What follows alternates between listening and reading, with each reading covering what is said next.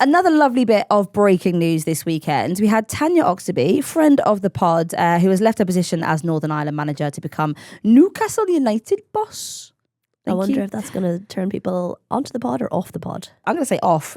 She replaces Becky Langley, who was sacked last month. News broke over the weekend. So we've had a bit of time to digest and think about like how, you know, we want to reflect a little bit on Tanya's time with Northern Ireland. Obviously, she was the manager there for just over 2 years, presided over a Euro 2025 qualifying campaign and 2 Nations League campaigns.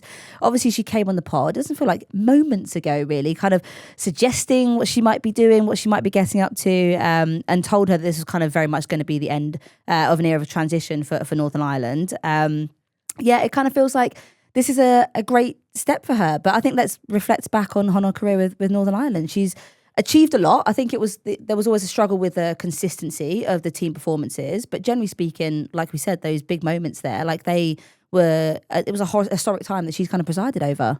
Yeah, there's a great article by Andy Gray in the BBC about her tenure, and he's touched on some of the highlights and some of the lower moments, but this was always going to be a challenging role, I think, for Tanya, because she was coming in essentially, overseeing what would have been a bit of a transition period, I think is fair to say, for Northern Ireland, because, players that have been involved in that historic Euro 2022 side, a number of them were kind of aging out, and they were looking at kind of what's next for them. And she was very much about driving and improving standards, as well as a kind of a succession, looking at, younger players coming through.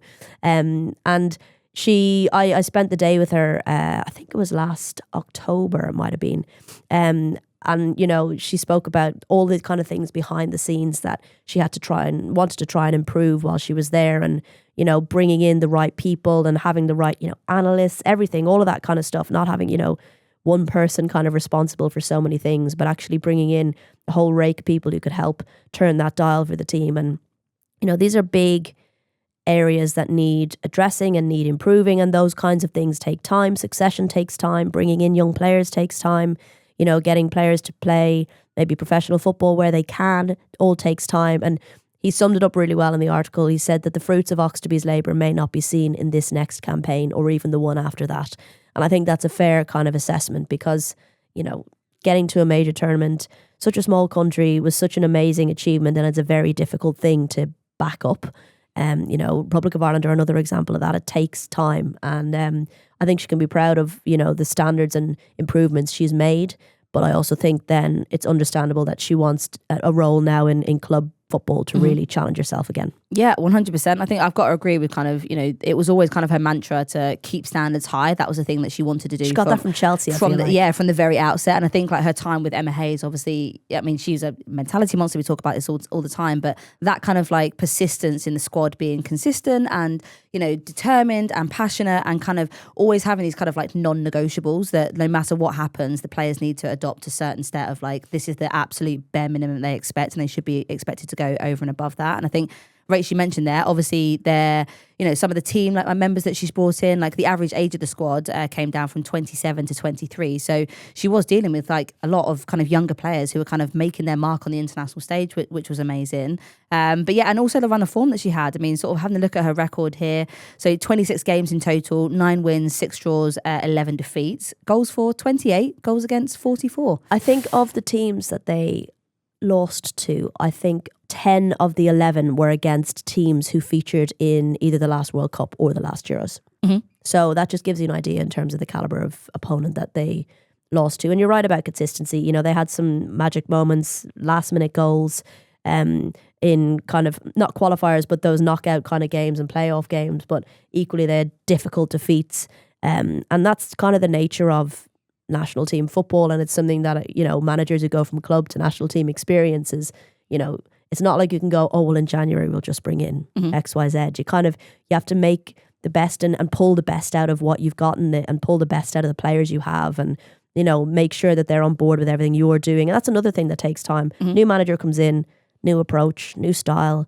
You've got, like, you see them so many weeks a year to try and embed that into them. So I do think in terms of moving the dial and moving them upwards in the trajectory. I think she has done that. It was quite interesting, actually. I went to a panel talk a couple of weeks back with Kay Cossington, who was a massive part of the FA, kind of like Serena's kind of right-hand woman in terms of kind of like delivering the direction of where the Lionesses want to go. And she was saying like their big strategy around like getting this first like England, like recent England win started in sort of like 2018. They kind of put together this strategy of kind of where they wanted the, you know, the Lionesses to be, and they never expected that it would happen in 2022. But it all started from kind of 2018, having this strategy in place to say, okay, these are absolutely bare minimums. These are what other countries are doing. These are the kind of principles that we need to instill, and these are the belief systems that we need to have with players. And I feel like that article is completely right, that Tanya Oxtoby has kind of come in and made that first kind of step in the right direction for other managers to kind of build on. So of course, the ultimate goal is to qualify for a major tournament again, but you know, understandably, that is a very, very challenging thing to do, and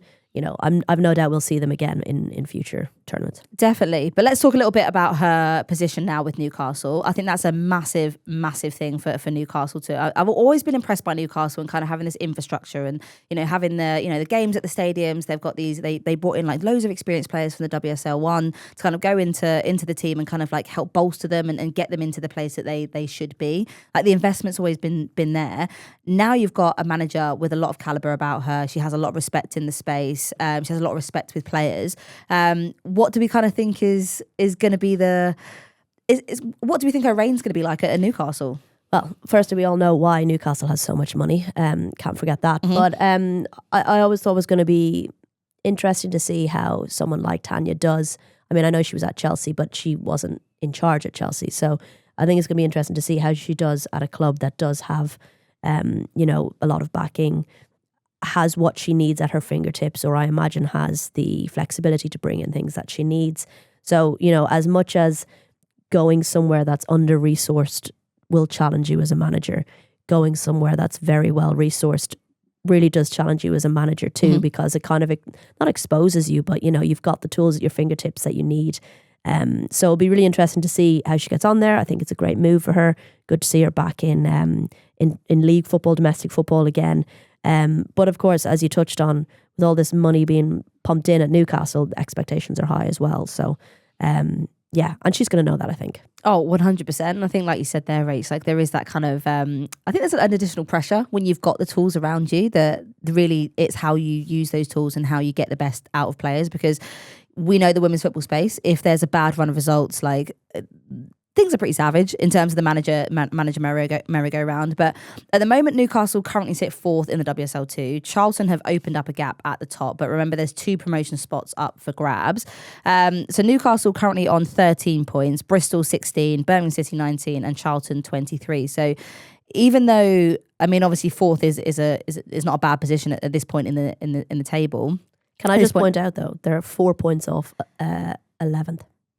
Yes. So that just tells you how tight it is between 4th and 11th is 4 points. There is also quite a big gap between them and Charlton. I mean, 10 points is pretty... Yeah, and I do think the fact that you've got that second spot and then you've got that playoff spot, that's what so many teams now are essentially within touching distance at the moment. But we know these things can change once you get into the second half of the season. 100%. And then you're also kind of fighting with the Bristol City, who have also just been allocated a large investment pot with the Mercury 13 gang. So yeah, I think it's going to be a really interesting kind of time for her. I'm absolutely wishing her the best of luck, because I feel like if she gets the best out of these players with the infrastructure around her, this could be a team breaking into the WSL 1. Maybe not this year, but most certainly competing for it next year. So yeah, best of luck, Tanya. We've got to have you back on the pod as well. To talk about how things are going, maybe towards the back end of the season, once you've got your feet under the table, once we've got some results that we can talk about, and once you can share your ambitions for where you want to take Newcastle United. Like, man, I had to get one last one in there. Coming up after this, something a little bit different. Rachel chatted to US soccer journalist Asli Pelit about Saturday's dramatic NWSL final and whether Trinity Rodman could be coming to England. Stay tuned. Well, Asli, welcome to the pod. It is so great to have you on, particularly given you've just told me you've just come from the celebration in New York. Before we get into the game and everything that's happened, tell us a little bit about that. It was a beautiful New York, brisk fall to winter morning. And as you know, New York is one of the biggest sports cities in America. However, other than our women's teams, we haven't won anything. So 2023, Gotham FC brought the championship to New York. And then 2024, it was the basketball team, New York Liberty. And here we were back again with Gotham celebrating yet another championship in front of probably around 1,000 people, mayor, other officials, all the teammates. It was a beautiful celebration, really bringing up this energy that amazing woman of Gotham FC brought to the field this season, and the front office and everyone who's involved. So it was a beautiful morning to start the week.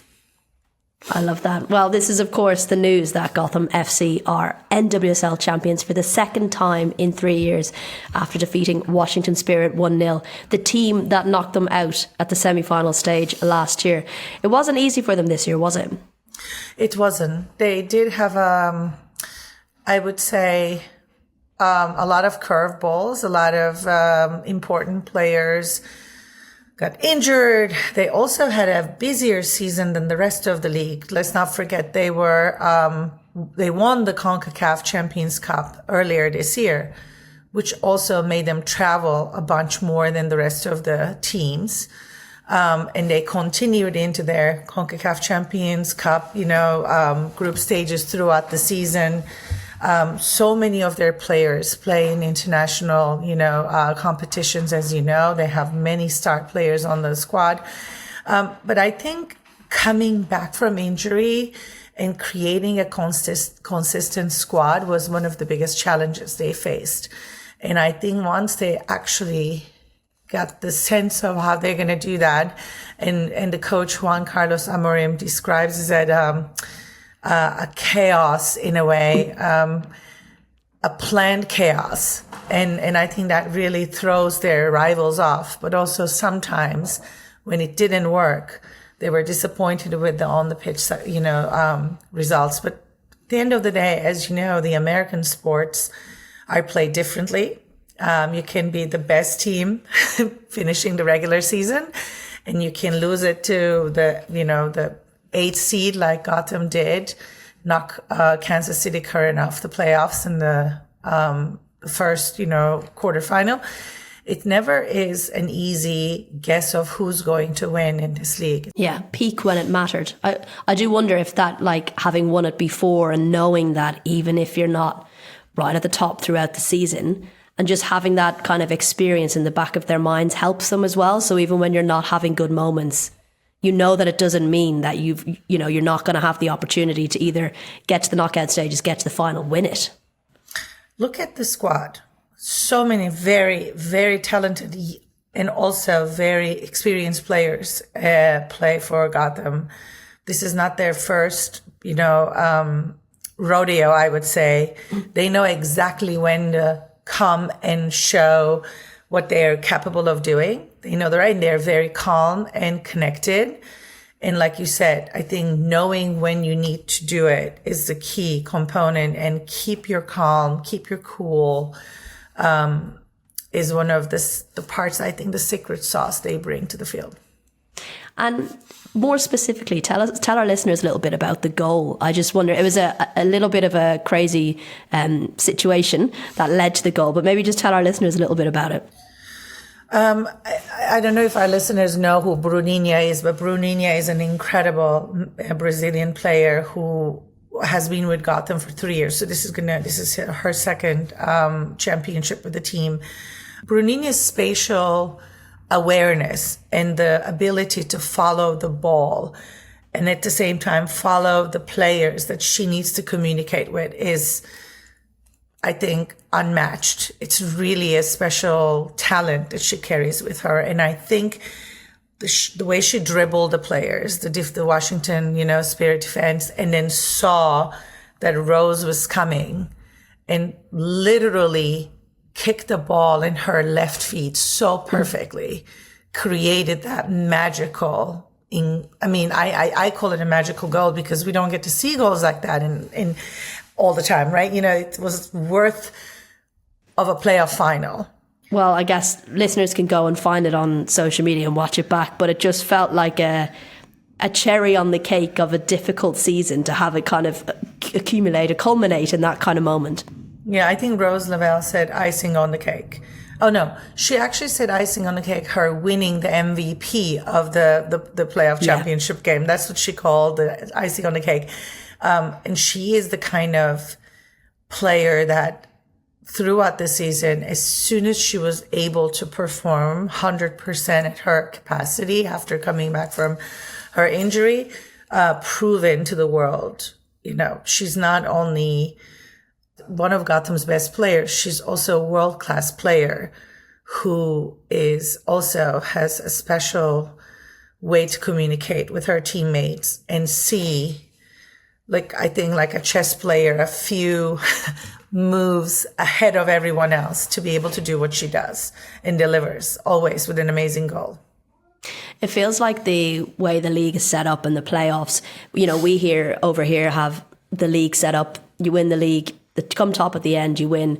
Then we have the FA Cup, which is, you get to that point, a knockout style competition, lots of magical moments. Kind of feels like the NWSL provides a little bit of both, right? You get to kind of follow your team throughout the league, but then these playoffs can provide such kind of magical moments. And, there's a memorable one that sticks out. Jayden Shaw, of course, saying, going into these playoffs, underdogs my ass, when asked about Gotham's chances. And I guess she was proven right. So they must really rise to the occasion. They're a prime example of that, right? True. And at today's celebration, she was on stage repeating this very unforgettable quote of the season, I guess. And it was, in a way, interesting. And this was, I think I have to repeat it the way they did. Throughout the season, a lot of people didn't believe Gotham had it in them to be able to raise the occasion or even get to playoffs. But when you look at the quality of the squad and the players they have, you have Germany's goalkeeper and Katzenberger. You have world champion Esther Gonzalez playing for them. You have Jess Carter, who just won the Euros, is on their defensive line. You have Mitch Purse, Rose Lavelle, Emily Sonnet. Calling that squad underdogs was a bit unfair, I would say. Yeah. Plus the rising stars of the U.S. women's national team, like, Jaden, Jalen, Lily Real, Sarah Chupansky. I mean, I'm just like, all these incredible players that play for it. I think I wrote about it a few years ago, and I called them the Galacticos of NWSL, especially when they brought Esther right after the World Cup.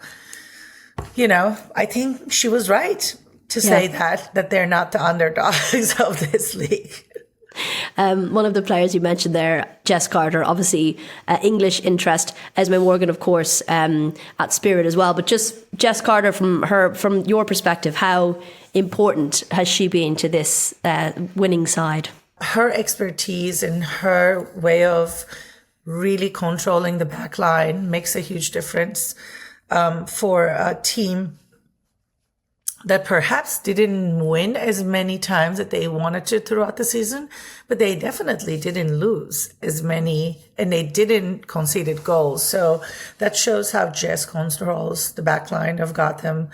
And in coordination with, and Katzenberger, but also her teammates like Emily Sonnet, and they really built a wall in front of, I think, Gotham's goal. And then, just to touch on Esme Morgan, she seems to have really, bought into just everything around the NWSL. She's really ingratiated herself with fans and her teammates. Fans seem to really love her over there. Is that a fair reflection?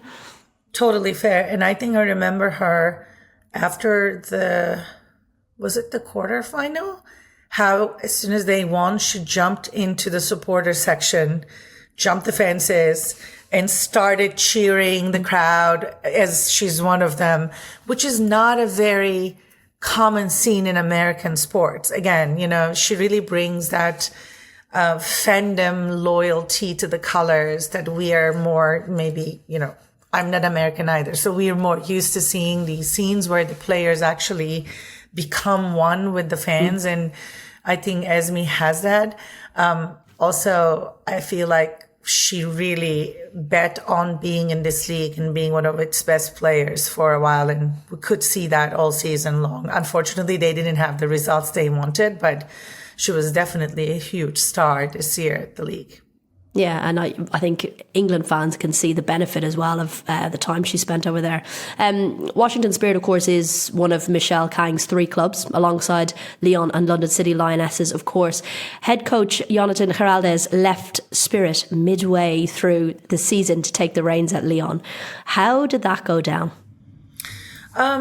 It was a big surprise for, I would say perhaps for the audiences, but his, assistant coach, Adrian, he was actually already running the team where Jonathan came aboard. And as soon as he left, he was back in charge. And I could tell that the team really meshed with the assistant coach that turned into head coach. So I think the transition was smooth. It wasn't a big crisis for Washington Spirit. So fans aren't, worried that Michelle Kang might be looking at different priorities?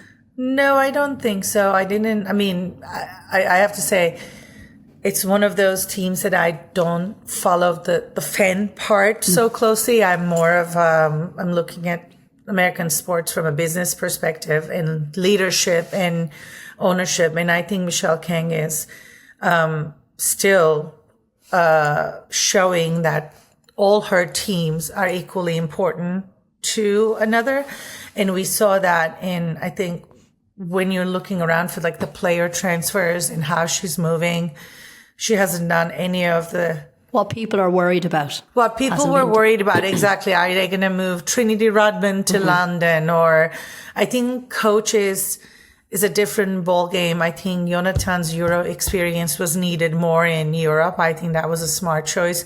And they knew that his assistant coach was already loved and respected and really understood the squad in Washington. I've always been so impressed with seeing Michelle Kang 1 minute at London City and then the next day she's over an NWSL fixture. It's pretty incredible in terms of like physically showing up to show her support. And she doesn't get jet lag, I guess, right? Well, maybe that's why she wears the glasses. I don't know. I might need to take some tips. Of course, Trinity Rodman's future as well at Washington is such a big story in the NWSL right now. Came on as a sub in the second half, went down with injury right at the end of the game. She's had a difficult time with injury this year. What do you think is next for her? There's so many rumours flying around. So many rumors. We know that we reported as The Athletic that she has an offer on the table from the second biggest league, women's soccer league in the country, USL team, has put a contract in front of her. And she said she's not going to talk about it, I guess, until the end of the playoffs, which now I think all eyes will be on her. I would say that, of course, I think league-wide, everybody wants to keep her. It's a big star. But of course, only time and her decision will show us what her decision will be. What we've seen is at least 3 WSL clubs are reportedly interested in her. Can you give us any indication on who they might be? I don't think I can do it at this time, unfortunately. But huge news that everybody will be following now that the playoffs are over. And just touching back on the USL, they were able to offer much more money because there's no league salary cap. And the league salary cap in NWSL, 3.5 million. Correct. Is that right for each team for the 2026 season, and which will rise to 5.1 million in 2030. Is the whole situation around Rodman maybe putting pressure on that in terms of like the USL now being able to offer so much? Salary cap is how could I say? I'm going to give the perspective from both sides as a foreigner looking at United States sports and as someone who's covering American sports for a while to an audience outside of the United States. Parity is what makes NWSL so special. And in order to protect the parity, salary cap actually plays an important role. every game in NWSL is almost as good as a playoff, final. So that is very important for Americans to keep that parity. Another important thing for American sports ownership in general is creating a financially stable environment for clubs and the league to survive. Let's not forget, NWSL is the third women's league that was founded and so far is the most successful one that didn't have to fold because of financial issues. And when we look around the globe and women's soccer teams, how many of them are actually financially stable or profitable? None by themselves. I know in WSL, they're mostly tied to the men's team. Here at the NWSL, they have some profit. They're not profitable yet, but that's what they're thriving, like aiming to get there. So changing salary cap will only negatively impact some of these clubs that are trying to really keep a balance sheet on the either not on the red, let's say. And so that's like number one, big picture. So it is important to perhaps keep the salary cap for the stability of this league. USL not having a salary cap, I don't think USL is a league that is competing with NWSL in terms of yet quality of the players. Like everyone wants to play at the NWSL. I would say most players knowing that when they get to NWSL, they will actually be challenged in a way that they might not be challenged anywhere else. So for a young player, for an experienced player, it's probably more exciting to play for NWSL. But of course, it's a very, I'm sure NWSL is thinking right behind them like, hey, this is kind of a risky situation for us. What are we going to do? I think people are perhaps, staying up at night, thinking how they're going to go around it. They just signed a CBA that you mentioned, 5.1 million in 2030. Will they change that overnight just because Trinity Rodman receive a big offer? I think we all have to wait and see, but that sounds unlikely to me. It's just another kind of league now to fend off you've got WSL, you've got fending them off from all different directions now. Exactly. It is. I think, players tend to leave NWSL for WSL these days for the competitive advantage, for Champions League opportunity, to play for a legacy team. We saw this just, a few months ago, Alyssa Thompson left Angel City FC to join Chelsea in a record-breaking contract. I feel like players are thinking where they can grow and learn, I would say, new tricks in Europe, more likely to jump ship and go to Europe.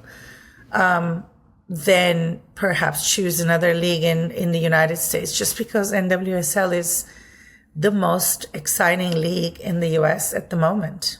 And if not in the world. Listen, we look forward to the league's turn in February. Thank you so much for your time. It's been brilliant having you on. Thank you very much for having me. Have a great holiday season. Thanks so much to Asli and Rachel there. A super interesting chat, and it'll be fascinating to see what happens next for Trinity Rodman. I tried to get it out of her. I tried to see, and she just was like, nah, she's not telling me anything. We're going to have to wait and see. So you did your absolute best, but can you imagine if she actually does come to the UK, like what those announcements are going to be? Do you remember when Alex Morgan came to Spurs and there was a billboard in Leicester Square? Like that's going to be small fry compared to like. To be fair, we've been on a billboard in Leicester Square, so. It's a low bar. Different vibes. Yeah, slightly different vibes. Bar? I don't know. I mean, that was the peak of us. But yeah, I'm nervous. I'm nervous for Trinity Rodman in the WSL. Why? Like, definitely want to see it. Okay. But I think like if you've got like a Myra Ramirez, you've got Lauren James, you've got Alyssa Thompson, you've got an Erin Cuthbert, ABJ. You've got this squad, and then you get Trinity Rodman in it. Supercharge. You've got. What's the point? What's the point? I'm excited. I'd like to see some other clubs come in for her as well. It's the budget. Maybe London City Lionesses. They can't. Pockets are only so deep. let's talk about the Lionesses. They are preparing to close out 2025 in style, hopefully.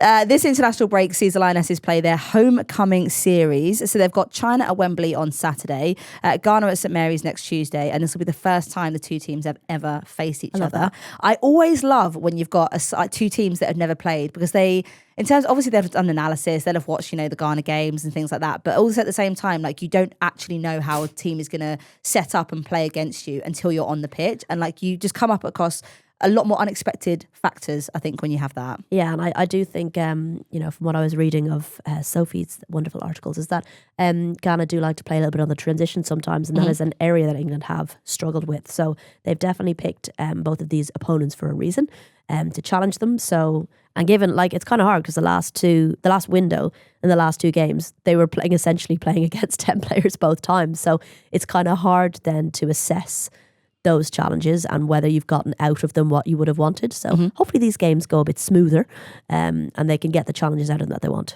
So the last time England played China obviously was at the 2023 World Cup. The Lionesses stormed the game 6-1. We were there. We were at the stadium, and it was such an amazing game to like be at, because you just didn't know at that point. I was like, I really don't know what to expect at this point, because like it was just one of those really dramatic World Cups. Wasn't it when Keira Walsh was out with the problem with her knee? Was that, and we were all stressing about like how are England that play game without Keira Walsh? This is a real stress. I what thought that was gonna later do? in the day. No, because she picked it up against Denmark and she went down going, my knee, I've done my knee. And we were like, how are England going to play without Really? Keira I thought Walsh? that was much later. And she went to a back three and we were all like, holy shit, she's completely changed, rejigged the game. And that's what made the China game so exciting, was that she completely rejigged the team, and it was totally unexpected. And it caught China out, I think, because just like us, I don't think any of us knew what to expect without Keira Walsh on the team. And that's always been what do we do now? What do we do? And that was always the worry, and still is, what happens if Keira Walsh gets injured or if she gets marked out of the game. And given Serena was always accused of being same players, same style, never changes things, everyone was like, whoa, this is a different England. And it was a very exciting game to watch in the end. But I also remember the fans beforehand, and the Chinese fans beforehand, and they had some unbelievable like drums and kind of like dragon puppets, and it was such a cool atmosphere outside the stadium. So I hope they bring some of that to Wembley. It was absolutely rampant. Anyway, let's talk about this current run-in. So one name that's massively standing out in this current squad, which Serena named last week, Freya Godfrey, first senior call-up for the youngster. Serena Bigman said she was very excited to be called up, a little bit flabbergasted, I think. Flabbergasted? Has she been watching Traitors? It does sound a little bit like that, quintessential language. Isn't it? But yeah, I mean, Freya Godfrey's obviously been putting out on an absolute shift at London City Lionesses. Like, I think, you look at her current run of form, like she's got goals, she's got assists, like she's absolutely flying. It was only a matter of time, I think, before she popped up on Serena's radar. And it was something we've touched on is, while London City have brought in all these signings and spent all this money, it's still great to see your Isabel Goodwins, your Freya Godfreys getting game time, performing for them as well, being key players in this squad, which is great. And it's also like the example of what the under-23s is there for. It's to have these players ready to go when Wiegman thinks they might be ready for it. And it's also what these windows are for and these friendlies are for, is to give players that opportunity to step up and see how they get on. So yeah, I'm delighted for her. Yeah, really, really excited. I think in those kind of games as well, you'd always anticipate that she might even get some minutes. Lucia Kendall. Yeah, we saw what Michelle Adjeman done in like the lead up to the Euros, that she was getting a couple of minutes here and there, maybe at the end of games. Like the reception that the youngsters get also is absolutely amazing. Like fans love to see youngsters coming on 5-10 minutes, kind of see what they can do. So, and I think it's good to kind of get her this exposure, playing with the squad. There's a little bit of pressure there because she obviously wants to perform and kind of like cement, her, how Serena sees her. But at the same time, like, you don't have the pressure of like actual major tournament football. So I think this is a really nice opportunity for her. I hope she gets some minutes, dare I say. Also from the October window, Sophie Bagley, my God, WSL OG. Yeah, a bit of a go. I love Sophie Baggers. But I wasn't expecting this to happen. I think it always feels like she's been around for like 3 decades worth of women's football. It's really nice to kind of see her kind of get her moment as well with the England squad. And then we've got Anouk Denton, Grace Fierce, Taylor Hines and Lucia Kendall all keeping their spots too. speaking of England personnel, this morning... It was announced at like 7 o'clock this morning or something. Yeah, Ridiculous time. We all woke up to it. It was very early. The BBC announced that Hannah Hampton has been named their Women's Footballer of the Year for 2025. Obviously, I think, everyone was kind of expecting that she'd be in and around it. She obviously played a massive role in Chelsea securing their domestic treble last season, of course, keeping 13 clean sheets in 22 WSL games. And then obviously the bloody Euros. She was outstanding. There was a really gorgeous moment from Sonia Bompasta on the socials. She kind of had the BBC Women's Football of the Year trophy behind her back, walked into the canteen, like Hannah sitting there, and then Erin Cuthbert and a few of the other players and stuff. And it was Hannah Hampton's birthday, I think, at the weekend. So Sonia was saying, I'm sorry I've missed your birthday. Like, I spoke to my kids and they were saying, well, what would you get, Hannah, for missing the birthday? And the kids had said, it's a rabbit. So we got you a rabbit. And then she pulls out the BBC Women's Footballer of the Year trophy, and Hannah's obviously like absolutely shocked. Hannah's like, that's not a rabbit. Where's my rabbit? Yeah, take that back. But obviously like a lovely moment for her. She's had an incredible year. What a year! You could not have domestically and internationally. When you're writing down your intentions in January, and you're like, I hope I dream big. I hope I lose a bit of weight this year, or hope I don't know, find a new job, or hope I get a new car, whatever it is. Like Hannah Hampton. Euros win, Chelsea win, Footballer of the Year, Golden Glove. What are you putting on your list in January now? Done. I'm fine. 2026. Nailed everything. I win. Well, not for 26. Maybe a World Cup. Yeah, that's a 2027 goal. I think. Champions League. Enjoy 2026, mate. You deserved it. No, don't stop now. Oh, sorry. Okay. Compound your success and keep going. Both of those things at the same time. Yeah. Enjoy, but also crack on. Don't stop. No, congratulations to Hannah Hampton from all us here at Upfront. You've absolutely smashed it this year. What an incredible year. Add that to the God, she's gonna need a big trophy cabinet, isn't she? Yeah, 100%. Like that BBC Football of the Year trophy, like it would look like a Euros trophy. Would you just convert like a little closet or something into like a trophy room? I could only dream of having had enough trophies in my playing career to have warranted a room. Because you look at that IKEA cabinet, you're like, that's not going to work. I've got a WSL 2 championship medal, and we came runners up. That can hang off something nice. It could be very pretty. Yeah, hang on. I've got a really good marketing ploy here. IKEA, if you're listening, you need to team up with some of these people and provide them some trophy cabinets. That would be reinforced an unbelievable trophy cabinets. To be honest. Be unbelievable partnership, by the way. So if I see that, I'd like a kickback. Thank you. A nice solid base. So back to England. Of course, these friendlies are especially important now that England have been drawn in the same group as Spain for World Cup qualification. God. Go away. It's so boring. It's the two teams are just very attracted to each other. Like there's a magnetism around them. Is it that kind of love-hate relationship? Well, you were saying it before, like.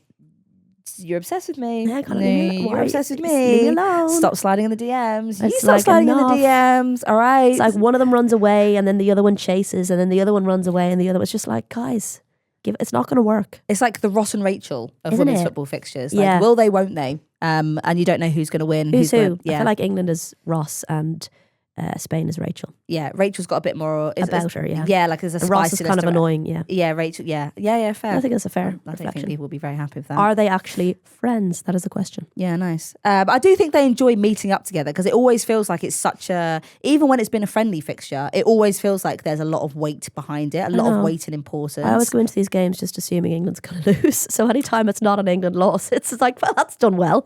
And you've actually, got a very short memory. When you look back at it, it's been quite a like. A back and forth kind of situation. Well, but also, can we just, stop? Enough now. Yeah. Youth levels, everything. Spain, always Spain. I think there should be something in place when the teams have met up like 4 or 5 times in the past 2 years. What, like a restraining order? Yeah, like there should. There should be something that kind of prevents it. Because otherwise I think people will kind of get a bit. Remember we had the Man City Chelsea fixture and it was like 4 weeks on the trot of the same game. And it's just like... It was something I was going to say about these friendlies. How nice it is to see England play different teams. Because we often see them play, the same team over and over with the Nations League. And here we are again. Well, it'll be super, super interesting to see kind of what Serena is thinking around the Ghana and the China games and see if we can get like a little sneak preview of what's going on in her mind before she kind of gears up to the Spain game in March. So, yeah. Once it's 11 players on the pitch against Spain, that's all that matters. That's the goal.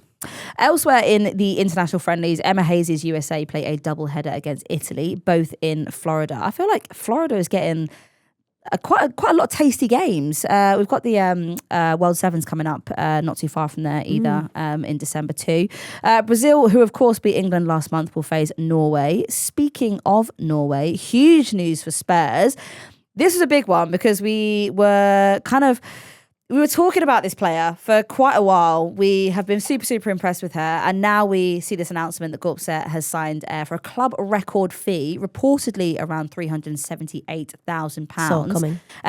Yeah, you kind of called it, Rach. You kind of called it. You look a bit smug, and I'll give you that. I found a text message that I sent to Soph when I was over at my little press trip over in Bergen watching SK Brann. And I sent her a message saying, remember the name, Signa Gorpset. I wouldn't be surprised if we see her in the WSL. And that was in May. I've got to give you that. You did call it. We talked about her a little bit in the Euros and you were absolutely waxing lyrical about the talent and the passion and kind of the tenacity that she was showing on the pitch. But yeah. I think when I thought I'd see her in the WSL and then Martin Ho, of course, signed for Tottenham, I just thought, right, it's going to happen because he obviously managed her over in SK Brann. He knows her quality. So I've no surprise at all that he's managed to get her to Spurs. I think she'll be a brilliant addition for them. Absolute quality on the ball, very instinctive. We saw that at the Euros. I think wasn't she like the youngest player to ever score a brace or something at a Euros? So yeah, she's going to add some quality, which we've seen a lot of, to be fair, from Spurs. And they've got a lot of youngsters who've become more confident in the front of goal, and I just think she's going to add to that. Oh God, it feels a bit scary to kind of... A little bit. Only 20 years old as well. I feel like the average age of the WSL is significantly coming down and it's getting scarier and scarier seeing these youngsters. It's especially when our age keeps going up. It makes it even more obvious. Well, on that depressing note...